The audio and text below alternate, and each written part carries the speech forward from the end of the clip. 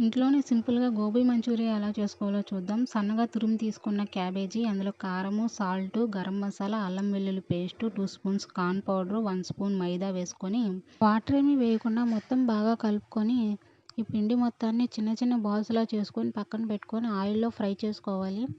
మంచి కలర్ వచ్చేంత వరకు బాగా ఫ్రై చేసుకొని పక్కన పెట్టుకొని, తర్వాత మరో కడాయి పెట్టుకొని అందులో 1 స్పూన్ ఆయిల్ వేసుకొని సన్నగా కట్ చేసిన అల్లం వెల్లుల్లి తరుగు వేసి ఫ్రై చేసుకోవాలి. ఇది లైట్‌గా ఫ్రై అయిన తర్వాత ఆనియన్స్ కూడా వేసుకొని ఫ్రై చేసుకోవాలి. తర్వాత ఇందులో red chilli sauce, green chilli sauce, soya sauce, vinegar, కొంచెం సాల్టు, మిరియాల పొడి వేసుకొని ఫ్రై చేసుకోవాలి. తర్వాత కార్న్ పౌడర్‌లో వాటర్ ఏసుకొని ఉండలేం లేకుండా కలుపుకొని అది కూడా ఇందులో వేసుకొని దగ్గర పడేంత వరకు ఉడికించుకోవాలి.